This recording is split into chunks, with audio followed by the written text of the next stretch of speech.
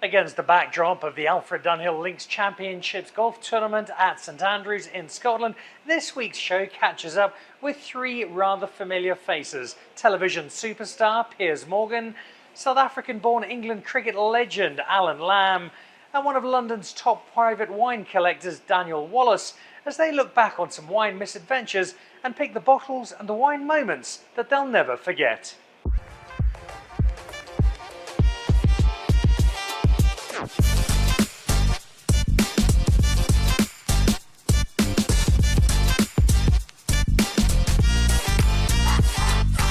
Welcome to a very special edition of Dan Really Likes Wine, where as well as some great bottles, I have some great company for today.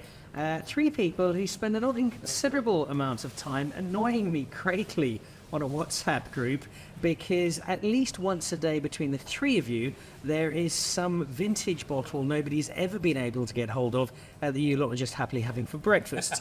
A warm welcome, Dan Wallace, Piers Morgan, Allan Lamb. Welcome to the show. Welcome to three wine lovers. I think most people know you in various spaces, but maybe not so much in wine. And today's a really important day, Lammy, at the Alfred Dunhill Links Championships, because although the golf is quite important, Allan Lamb's annual wine lunch at the seafood restaurant is definitely the highlight of the entire week. Well, it's a day we don't play golf. It's our day off on a Wednesday. I think there's more people playing golf out there today, and they're silly because we've got another 3 more days, and maybe 4. You know, with the way Piers. Well, four in my case. He could qualify. Yesterday didn't go by. Definitely 4. But no, so it was Skullburger, Beefy, Alan Stanton, and myself came here for lunch. And it just grew from 10 years. Yeah, it's just grown and grown. So we've limited to 12 people. So first come served. If you afterwards you don't get a place. So it's a great occasion, and it celebrates the key element of this week, which is friendship and camaraderie, and we're enhancing it with a bit of wine. And if I look at probably the last couple of months, Piers, there's been you on a yacht drinking champagne out of the bottle with Elon Musk. There was you in a hot tub with 3 finalists of, I think it was Miss Peru. You have a lot of fun, but there also does seem to be a genuine love of wine. Yeah. Is that a relatively recent discovery? My dad, who's still with us, he gave me 2 bits of advice which really stuck with me when I was young. Always be polite to police officers, which I think all of us would agree is a very sensible thing to do, particularly at the Dunhill. And secondly, always drink the best French wine you can afford. So my penchant, pardon the French expression, I'll explain what it is later, Lammy. My penchant is for great French wine. I love great French white Burgundy. I love great French red Bordeaux. So if I had 3 hours to live, that's how I would want to leave this earth, drinking fine Burgundy and fine Bordeaux. But that's not to say I don't like other countries and their wines. I'm a very enthusiastic consumer of geopolitical wine, wherever I may find it, and wherever it may taste particularly exquisite. So I'm looking forward to this. You're in good company, because the man to your left seems to own 8% of the French wine in the UK. If you think you're a Dan that really likes wine, this is a Dan He's that another really level. likes wine. But Dan, let's tell us about your wine story, because you do seem to have an extraordinary collection, but also, as I've discovered in our conversations, a great knowledge and understanding of wine.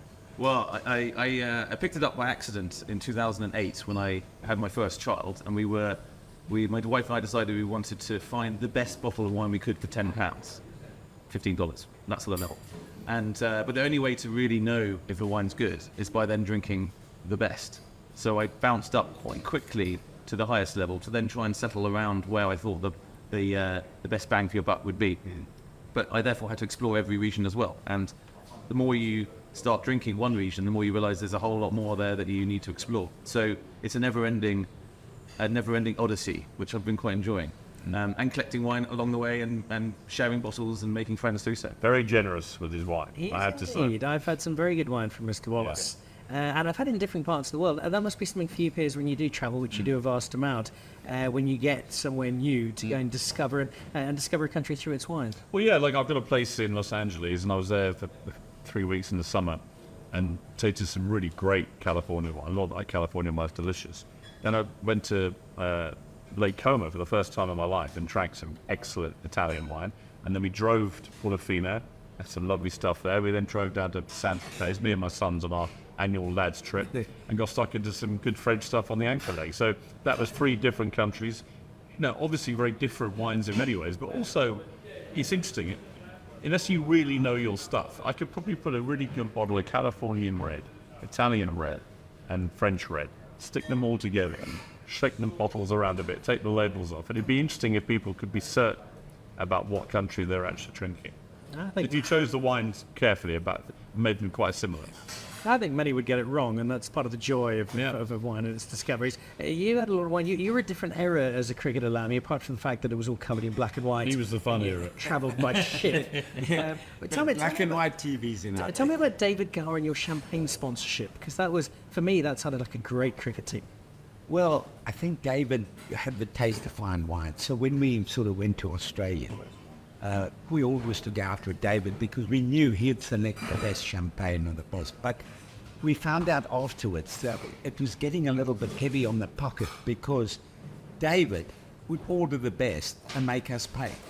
So This is a very good approach. So I rather like that approach. so we decided no more, So then Beefy got, and then the quantities started going up when you have both of them at a table. So it was great. And then, during Australia, it was fantastic. We got to know the winemakers and we went to a lot of the vineyards.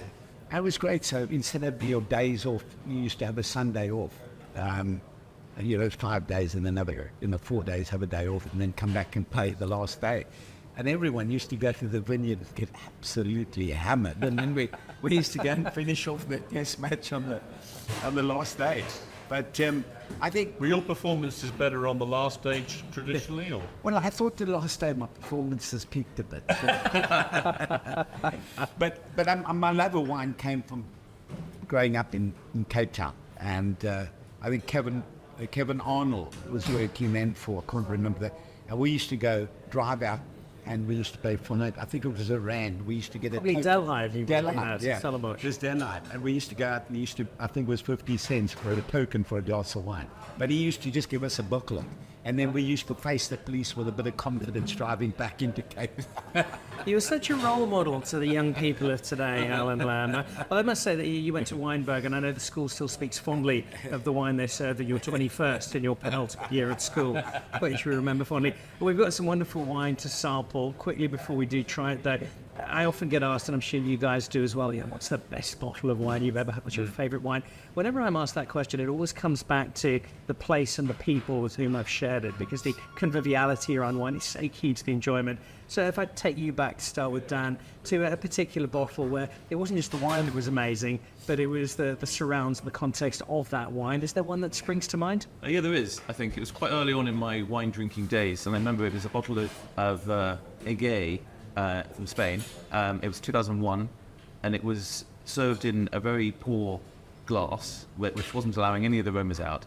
But it was my first time I'd probably ever tried a truly fine wine, and it completely blew me away. It was so smooth and fresh. We had it with my parents over a Sunday roast, at the Easter Sunday roast, and it totally captured me. It changed for me the reason to drink wine, which was back then was the more the merrier.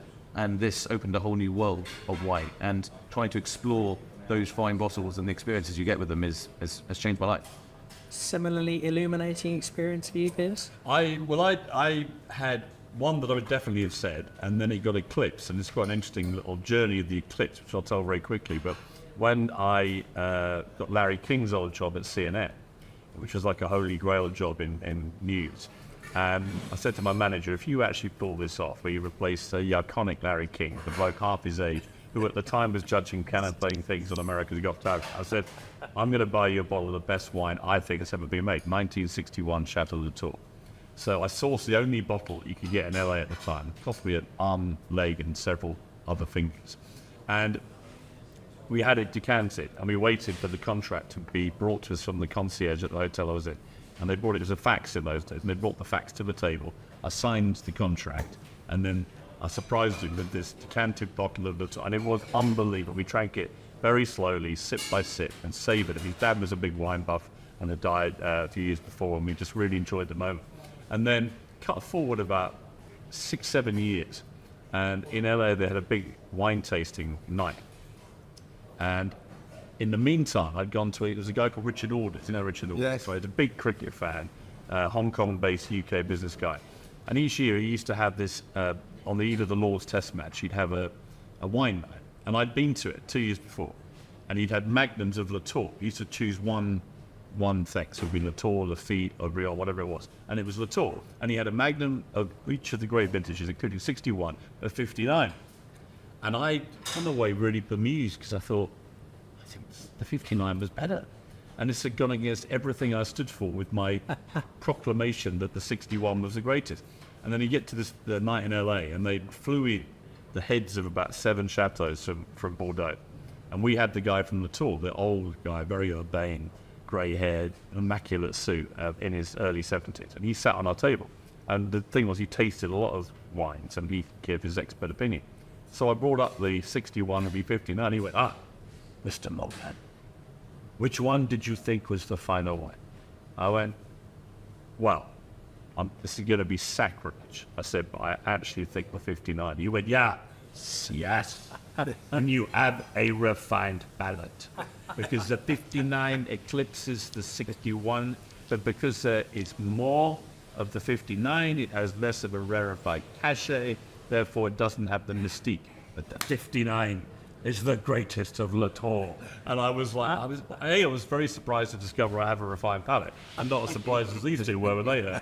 But it was just very interesting that, you can have a sort of preconceived view of what the glorious wines in history are until you try one that maybe is not quite such a... people don't really talk about 59 Latour. And yet the 59 Latour, for real connoisseurs, I'm told, is like one of the best kept secrets of it is the best Latour. So it was interesting. I think that might be an even greater endorsement than Ronaldo and your abs. I would be a lot more vocal about that in future. Just to be clear, if you haven't seen it... Please don't show us. No. Cristiano Ronaldo said that I had great abs, and it's my pinned tweet on X, and it's had about 190 million views so far. Which means 190 million people genuinely believe my abdominals... He actually said, you have good abdominals. My abdominals are good. I think he needs to Says get his Cristiano specs Ronaldo. Of course, abdominal is the Portuguese word for jowls. But you can take that out. You're good jowls. Very quickly, Lammy, 2 great memories there. Is there a bottle that for you really shines? Well, 3 years ago, we got invited. I think Piers was going to come with Tony Gallagher and Dermot Desmond in Chateau Yes, Lafitte. couldn't make it. And I got invited. Well, I get invited every year with them. And we went to Lafitte, and we had a 1929. So nice when they do birth years. And it was... and then they'd opened the 30, and the 30 was 12, and the 29 was drinking. And so, I mean, I'm very lucky to be a member of those. So I wouldn't be able to afford it. Goosebumps just thinking about that. We bought some wine together today to have a little taste of, and in the spirit of Dan really likes wine, we have a very, very simple maxim: a good wine's one you like and a bad one is one you don't. So to try and divert you away from that second-rate French stuff and to push you towards South Africa, this is a Californian winemaker who now lives in South Africa. She's currently the chair of the Cape Winemakers Guild. It is a 10-year-old Viognier. It's a great... We don't always do quite so well in South Africa, but I think this one is not only rather nice, but tends to age fairly well. But I shall take your collective learned opinion for what you think of our first wine for today. Cheers, guys. Right, just you have anything you would like to share with me? Mr. Wallace, I know you know the wines of Lismore quite well. I do. I'm a huge fan of her wines, and her whole story and what she created out of nothing was quite astonishing. Somehow even changed the landscape of South African wine, and this is beautiful, and this is in a wonderful place. You think 2014 for a young winemaker could be past its best, but this is just getting going. This is it's got all of the body and weight that you want in a great mature white, and I think this has got another 10 years of continuing to age. Speaking of matured whites aging well, Piers, I'm surprised you didn't have the extra weight and full-bodied as well to add to the mix. do you like it? I do. It's it's a nice crisp one. It's the kind of thing that if you were here in the middle of summer and it was really roasting hot outside, there was a little balcony scene with some fresh fish, and you come out and you guzzle some of that, you'd be very happy. Nice, crisp, nice finish, very tasty, yeah. See if we can get a case of it to your yacht for next summer. That would be much appreciated. Lamb? I have tasted the wines before. I had the barrel fermented Sauvignon. Oh, lovely wine. It was unbelievable. But this, as Piers says, and Dan, this is delicious. I don't think it's a good home, these seafood restaurants, so we'll definitely demolish the rest of this. It is very good for seafood. Before Serene arrives, we won't last long at all. I also asked you guys to bring along a couple of wines. Very kindly, Piers, you said that actually you'd rather have me round for dinner and see your cellar in London, so Yes, very much we'll so. do that instead. Always welcome. The wine that you bought, Mr. Wallace. So this is the Leopold for 2000. This was the first. This chateau was the first Bordeaux I ever had a wake up and wow moment. Up till the very beginning of my journey in Bordeaux, I found the wines I drank them too young and generally supermarket level, which were quite basic, and they were sharp and tannic and very little pleasure. And then someone introduced me to the 2003 of this, and it had the greatest nose of any wine I've ever experienced. Since then, I've gone on to a bit of Burgundy, but I still go back to that moment. And this is a better vintage, and it's just starting to drink now, in my view. And I think you'll like it. I'll be interested in your views. Well, for purely research purposes, of course. And now let's all have a Oh, crack not at it. both of them. Not both of them. Has joined us. Perfect words. Keep it away from her, otherwise we'll never get a taste. All right, some for Mr. Let's give Lammy a touch as well. Oh, sorry, let's do that. Okay. All right. Okay, you're very much in your home turf here, Piers. Yeah. Is this one striking a chord? Yeah, immediately. I love the nose on it. It's exactly the kind of wine I love.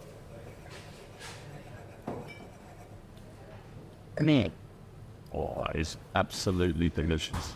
It's That's why I love Red Bordeaux. something I find a lot in South Africa. Our wine, a wine of this age, would be a very old bottle of wine in terms of where we'd be drinking. And yet this is 2 decades and more, and it's still slightly wound up. It's still got a tidiness to it. There's still a lot more time to come on a wine. Yeah, there is. No, this is just getting going. What would happen if you leave this open for an hour or two? Would it open up even in that time? It would definitely open up in that time. I quite like the tension you get when you. I often don't decant, as I haven't on this occasion. Particularly, it depends on the vintage. So 95, very tannic, very hard.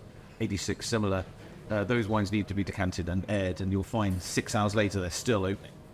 If you were to drink a 2009 or 10 now, again, you probably open them the day before, in my view, just to break that hard backbone. But this is soft, it's mellow. The tannins, I find them very soft and easy to drink. Go beautifully with lamb, with beef. I think Lamb and beef. Served up on a platter. Absolutely. What do you think? Delicious. Oh, But I'm surprised that you're saying that you wouldn't decant this. Only because I like the tension in it. I can find that when you decant, 2 things happen. It opens a lot of air, which is great, but it can also warm up a bit. And I tend to find people serve their red wines too warm. And I live by the 20-20 rule. You should take a bottle of white out of the fridge for 20 minutes before you drink it, and you should put a red into the fridge for 20 minutes before you drink it. And it adds tension, and it no longer you can get flabby if it's too warm. And therefore, You find you get flabby when you see a warm lemmy or not? Well, not for these biceps. Abdominals. Well, I think general consensus is you've done particularly well here, Dan. Thank you very much indeed. I'm going to ask you to indulge a little more aggressively so we can finish off his glass, because we have one final one, which I suspect Lammy's found at a garage sale in Northampton somewhere, but he's presenting to us today. Very good vintage of some great Portuguese wine, Mr. Lamb. Ronaldo. Oh, excuse me, Portuguese. Spanish. My goodness, Dad. Were you taking the mickey? Pesquera? No, it is indeed. I hadn't seen the bottle properly. There we go. All right. Why this one? A friend of mine brought in Spanish wines, and probably the best Spanish wine I've is Vegas Sicily. And Was which one? Vegas Sicily. Oh, yeah. And he brought this out, and he said, "You've got to taste it." And it's absolutely delicious. And I love Spanish wines. I love it's robust and it's oaky, Resilient, robust. robust. It's a very Lammy style wine, then, isn't it? Very Nice, robust. resilient. And it's also, So it'd be interesting what you think of it. if we think that generally Rioja tends to release its wine so much later than most others, its wine's geared to aging anyway. So, and thoughts? Very nice. Very nice, but it's interesting, isn't it? Like I said earlier, if you'd said to me that was a French Bordeaux, I might have believed you. That's what I mean about you can get a wine like that, you can get a Bordeaux, you get a Barolo or something, you put them all together. There's not a massive amount of difference, I don't think. Now, it might be to your palate, but to most people, if someone has said that was a ice easy drinking red Bordeaux, I'd have believed it. And there's plenty of wood in that, so it's a little harder to pick the fruit exactly, but I think they come together really nicely. It's Delicious. really enjoyable. Really great coughing wine, I'd say. Anything we decanted it, the cork had gone to, I don't know if you noticed it, I didn't see the cork. And so the corks tend to, I don't know, it's maybe the storage, how they come, but the corks are on the older bottles, and on the Spanish ones, they seem to, Yeah, Spain has come a long way in its winemaking in the last 2 decades, and whether the often a lot of the wines which they were quite cheap to make, and they would use less good quality corks, even though there's a huge amount of cork in Spain, obviously. They make it's so critical. If you pay that a few extra pence or euros for a good cork, it makes a tremendous difference to the long-term process. And the cork should be a little bit squishy, and again, it will come down to how it's stored. If it's a bit squishy, it's perfect because it allows just the right amount of air in to allow the wine to age, but very, very slowly. And if it's too hard and brittle, then the air will get in and it will oxidize much more quickly. That's not to say this has, but you can find that that's why you should leave wine on their side so that the cork stays dry, so it stays moist at the bottom. We've got a great collection of wine, great collection of guests. Guys, thank you. It's been lovely sharing some wine with you and sharing some wine stories. I think we should add this to our annual wine lunch gathering. Dan, you have the open invitation to the Dan Really Likes Wine cellar for next time you and KP are over on safari, and Lammy, you're back in South Africa at the end of the year. we've got a wine annual trip wine coming safari. up. So we take in about 20 people. We go down to Stellenbosch, the Swartland, Hermanus, Eldem, and we do lunches and very, very proper tastings for these guys who allow us to come onto their farms. Amazing. So I'm looking forward to that, and we'll be over on, I think, the 19th of November. No, my wedding anniversary. I can't think of anything my wife would rather like to do more than come wine routing with you and Skalkberger to celebrate. I've got to say, I've been skulked a couple of times. And let me tell you, he's put me in a taxi and sent me back to Cape Town. But we are going to Skulk's place this year, and he's going to do amazing menu for us. He's getting the chef in, and we're going to be starting with the Saltana Bay oysters, which you guys know well, crayfish. He's going to get ollie crickle, which is, I don't know if you know ollie crickle. It's like it's a big snail, sea snail like that. And it's very tough, but if you mince it and you put it with rice and lemon, it's Really? Amazing. I've heard of it. I will see if I can bring a packet over. Yes. I'm sure I'll get it through customs. I've always wanted a package. If you were living in Australia, Dreams do come true. so we Landy from Mint Snail. Yeah. It's got a real ring to it. we're looking forward to that. Well, we shall see you there. We shall see you in the cellar. And then lastly, Piers, as we try and add to the breadth of your wine delights, next time in London, I shall come armed with a case of South Africa's finest. I would love that. And it's clear that you love your wine, so it's great to find somebody to share it. Gleefully guzzle like an initial game. All right. And it's all mostly fat-free, so those abs will be absolutely Rock solid. guys, thank you. Really appreciate the time. We have a great lunch to indulge in. So from the seafood restaurant in St Andrews, which really is the definitive place to come and eat when you are in town, this has been a very special edition of Dan Really Likes Wine with Norman Goodfellows. 3 great wine drinking friends, some super wine, and the Alfred Dunhill Links Championships as our wonderful backdrop. Cheers. Cheers. Sure.